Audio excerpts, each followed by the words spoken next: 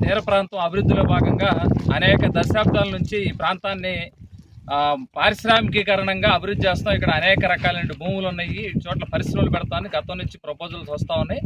ఈ నేపథ్యంలో ఈ కాలంలో ఇక్కడ దాదాపు 85 కోట్లతో 200 ఎకరాలు భూమికి సంబంధించిన దాంట్లో ఇప్పుడు మొదటి విడతలో 100 ఎకరాలు భూమి సదును చేసి పని ప్రారంభించారు. ఈ బాయిలర్స్ సంబంధించి ఆక్వా ఫుడ్ ఫ్యాక్టరీ సంబంధించి దానికి సంబంధించి ప్రారంభించారు.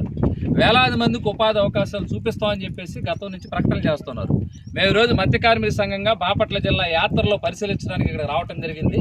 ఈ పరిశీలించిన దాంట్లో భాగంగా వీటికి సంబంధించినటువంటి ఏదైతే వర్క్ ప్రారంభించారో వీటిని వేగవంతంగా పనులు పూర్తి చేయాలి. అట్లానే ఈ పార్కుకు సంబంధించిన దాంట్లో ఇక్కడ స్థానికంగా అనేక పాలెలు ఈ చివర నిజాంపట్నం దగ్గర నుంచి దిండి అదవుల దగ్గర నుంచి పరిసవారిపాలెం, నక్షత్రనగర్, కొత్తపాలెం లేదు ఈ దిగువన రేపలకు సంబంధించిన అనేక మత్స్య కార్మిక గ్రామాలన్నీ అనేక మంది ఈరోజు చదువుకునే యువకులు ఈ ప్రాంతంలో ఉన్నటువంటి వాళ్ళు ఉన్నారు.